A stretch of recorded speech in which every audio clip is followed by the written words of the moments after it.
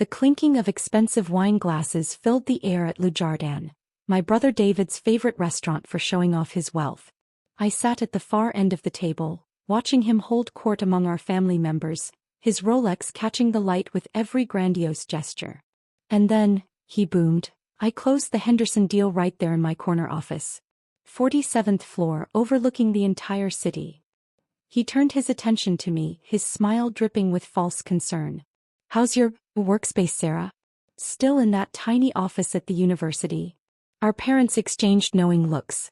David had always been their golden child, Harvard MBA, fast-tracked to partnership at Sterling and Brooks Investment, marriage to Jessica, the perfect socialite wife. Meanwhile, I'd chosen academia, much to their perpetual disappointment. The office suits my needs, I replied quietly, taking a sip of water. What David didn't know was that my tiny office was just for show. My real work happened in the executive suite of the business school's new wing, the one named after me, though I'd donated anonymously. Oh, come on, David laughed, his voice carrying across the restaurant. It's barely bigger than a closet.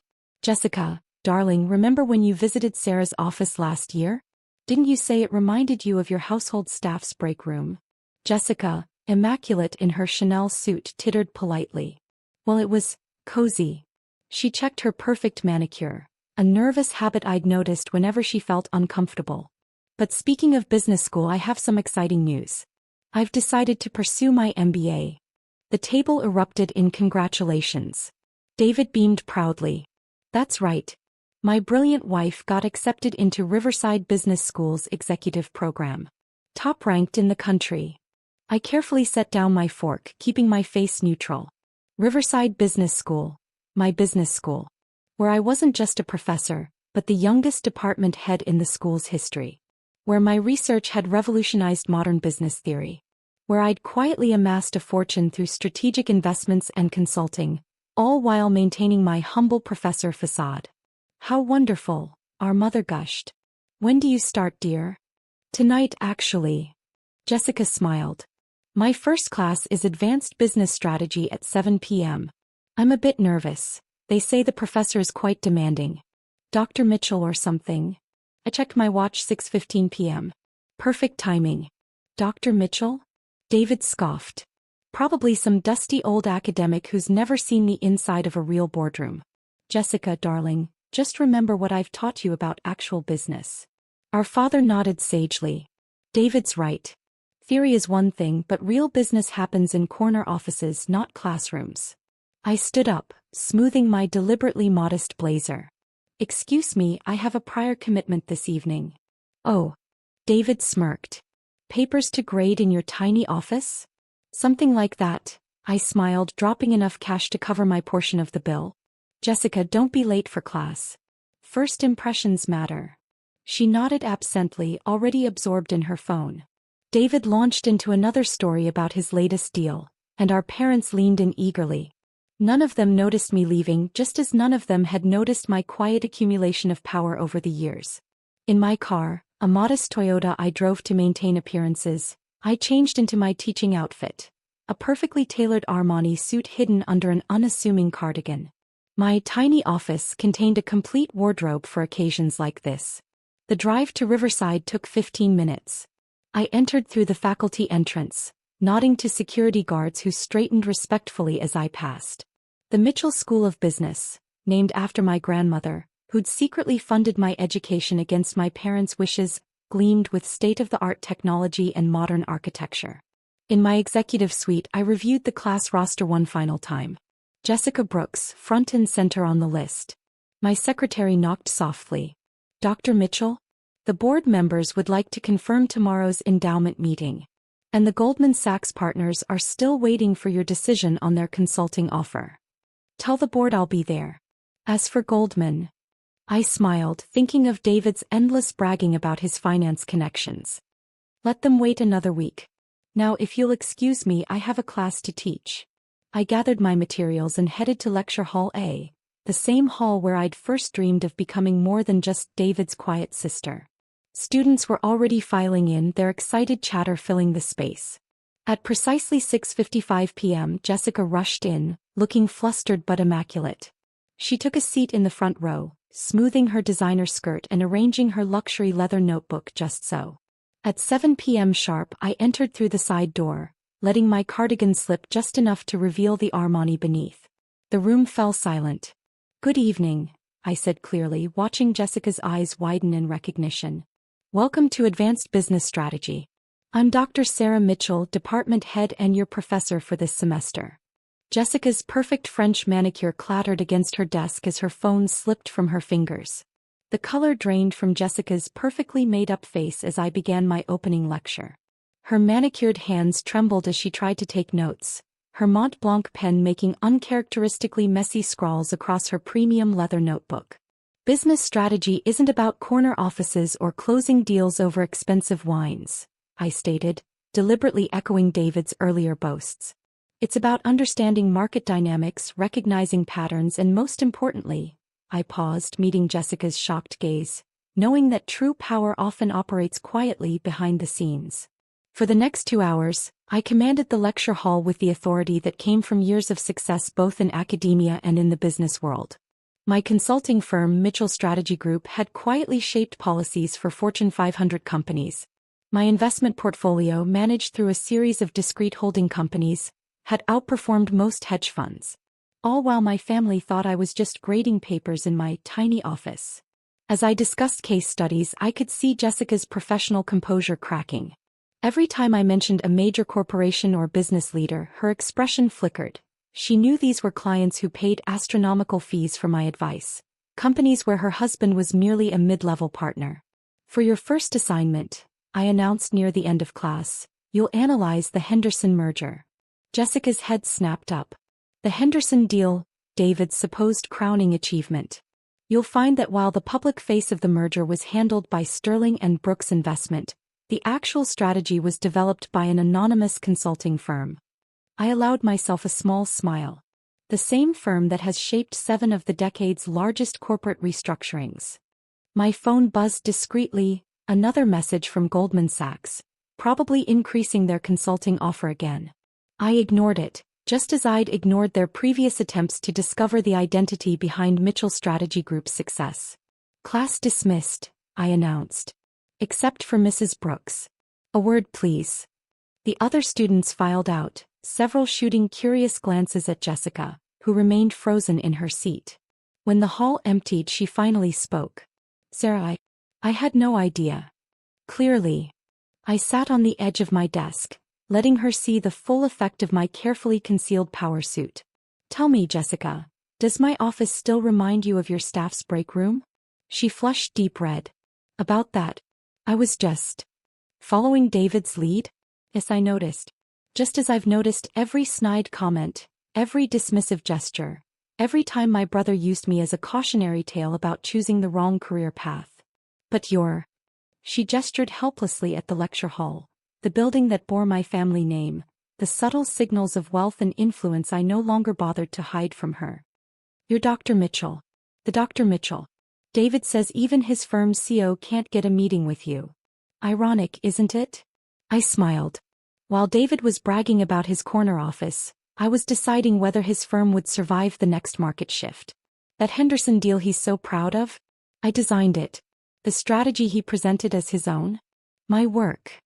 Jessica's professional mask cracked completely. "Oh God. The birthday party last month, when David mocked your shabby academic's car."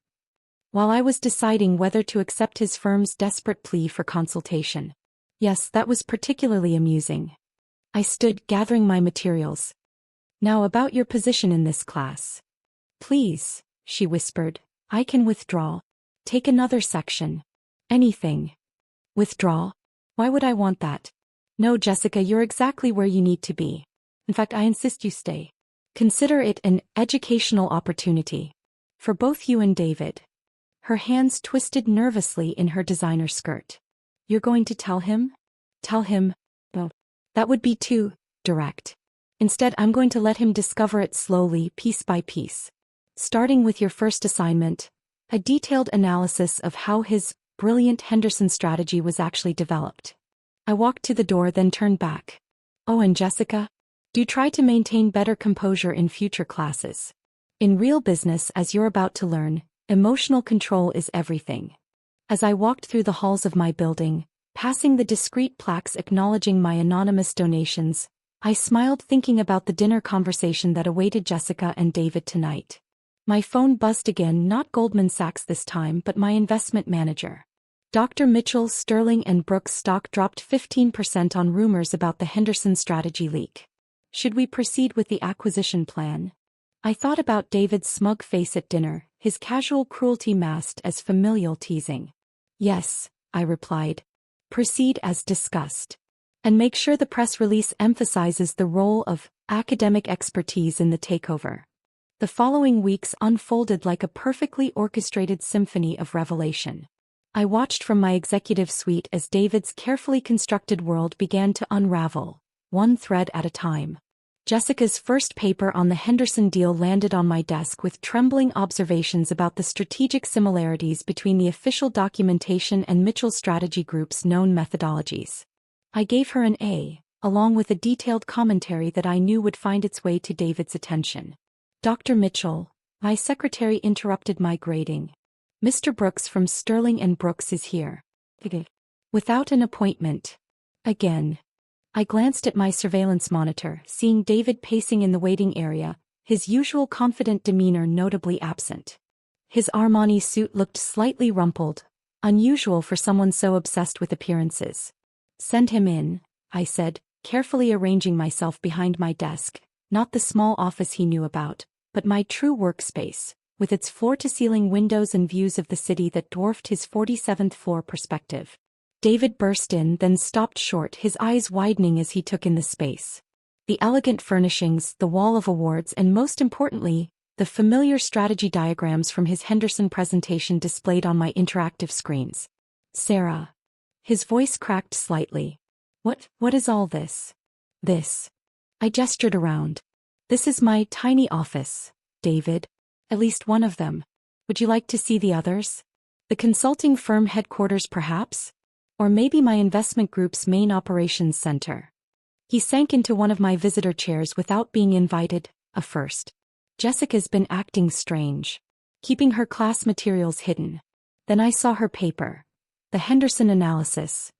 Ah yes, your wife is quite perceptive when she's not playing the role of corporate trophy, I noted, pulling up his firm's latest stock charts on my screens. She quickly identified the strategic patterns. Tell me, did you ever wonder who actually designed that deal you're so proud of? His face paled. The consulting firm, the anonymous strategist everyone's been trying to identify. That was you? Is me, I corrected. Present tense. Just as I'm the one deciding whether to approve Goldman Sachs' latest attempt to acquire your struggling firm. Struggling. He straightened defensively. We're one of the top. You were, I cut him off, displaying more charts. Until rumors started circulating about the true origin of your strategies. Amazing how quickly clients lose confidence when they realize their star performer has been taking credit for someone else's work. David's hands gripped the armrests. Why didn't you ever say anything? All those dinners, all those times you mocked my career, belittled my choices, used me as an example of failure. I stood, walking to the window. You gave me the perfect cover, David. While you were bragging about corner offices, I was building an empire.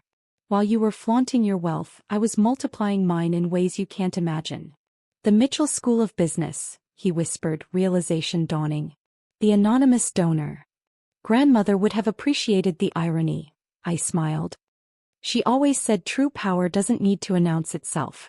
Speaking of announcements, have you seen today's financial news? I pulled up the breaking headlines. Mitchell Strategy Group acquires controlling interest in Sterling & Brooks, academic excellence meets corporate finance. David's face went from pale to ashen. You bought my firm? Your former firm, I corrected. The board voted this morning. They seemed quite eager to accept my offer, especially after reviewing the origin of your supposed strategic innovations. He stood up shakily. Sarah, please. We're family. Family. I raised an eyebrow. Like when you told the Henderson Group not to waste time talking to that academic sister of yours. Or when you advised Jessica to network with actual business people instead of her dusty professor? My phone buzzed, Jessica's name appearing on the screen. Ah, perfect timing. Your wife has just submitted her latest assignment, a fascinating analysis of hostile takeovers disguised as friendly acquisitions. She's showing remarkable insight into the subject. David ran a hand through his perfectly styled hair, disrupting it for the first time I could remember. What do you want? Money? A public apology. Want? I laughed softly. David, you still don't understand. I don't want anything from you.